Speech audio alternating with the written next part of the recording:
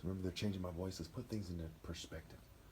Remember, looks can be deceiving, but they also usually are very telling. So look at this female very carefully. How does she resemble Princess Jasmine as she's depicted here? Especially when you see this depiction over here where she's depicted with dark skin. So all these females that you're going to see, because of the human race is one, are Princess Jasmine-ish in their own ways. Okay? Even the sex workers, even this cartoon female, okay, the corporate slut, she's been tricked. This is a great example. What does this chick in this picture have in common with this female in this picture? Let me put them side by side for you real quickly.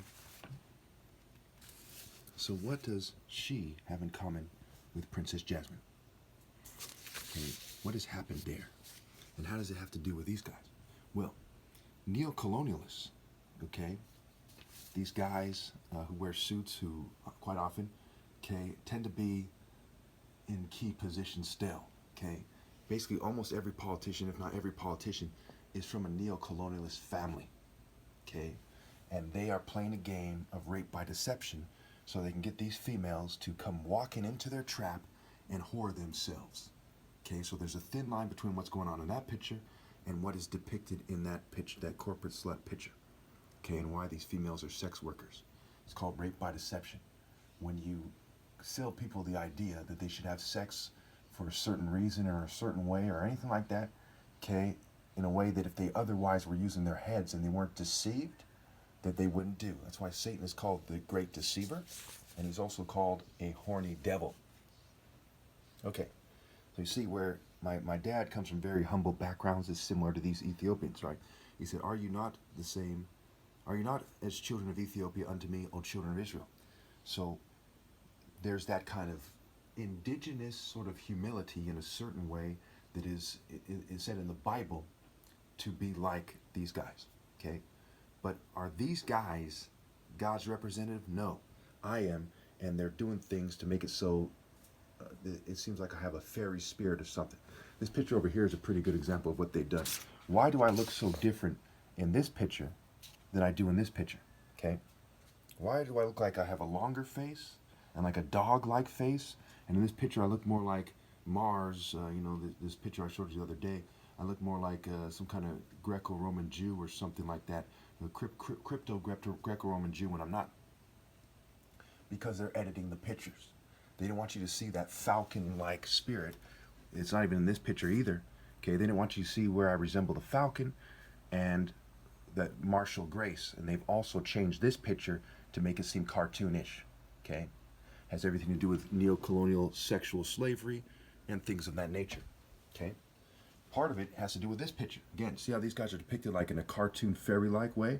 That's how they depicted themselves. And they edited my picture to resemble that picture. Okay, and the Care Bears and cartoons, you know, what have you, right? SpongeBob and stuff like this, okay? And you see, these guys, in their culture, they are cartoonish. In fact, the word cartoonage was like a mask with like a painting on it that they used to put over Egyptians' faces. They used to depict them in their artwork and so on and so forth. Okay, cartoonage, okay, and cartoons. Animation and animos, meaning spirit, is a root word for animation. Animate, right? Mate, right? Estimate, mate. Okay, and they want to confuse your estimation. Okay, pretty straightforward. So, those who play stupid about the Royal African Falcon Martial Art Order and the fact that I'm sabotaged are on Jafar's side of the debate. They're concerned with materialism, money, and controlling women. And one way they control women is to get women to act like them, their female counterpart, okay, and to try to control women with them, and then take a share of the proceeds. So you see females looking like they're dominatrix-like, they're corporate kind of, you know, aggressors.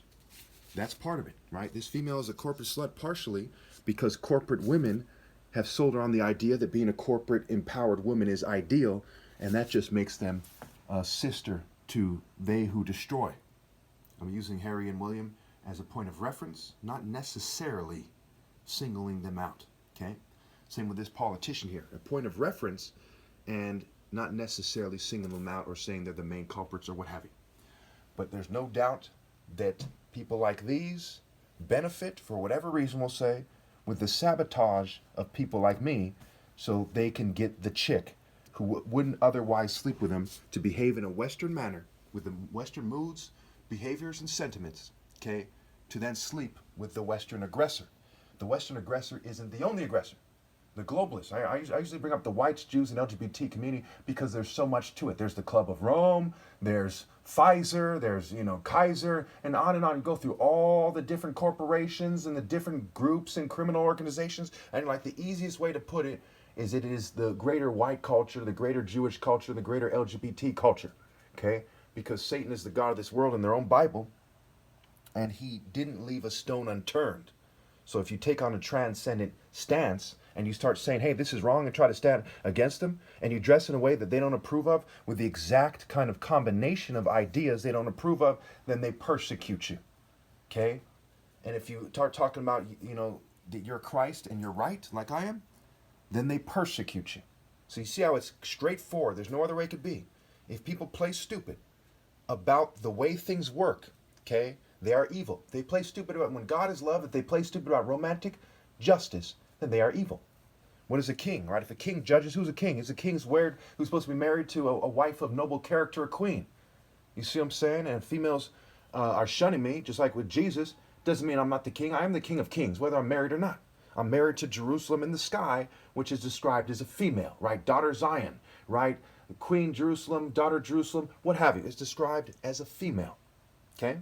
So God, a masculine spirit, the city that receives him, described as a female, right? Mother Earth, right?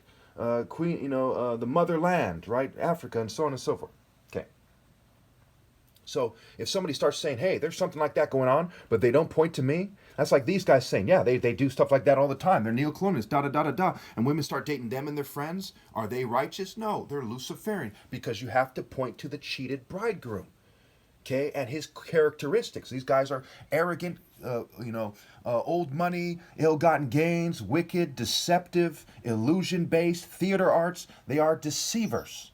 Their characteristics are not divine. Mine are, but they edited my picture, okay, to make it so that I resemble, okay, people like them more. Okay, that spirit right there is not the spirit of God, and these guys resemble it, and I don't.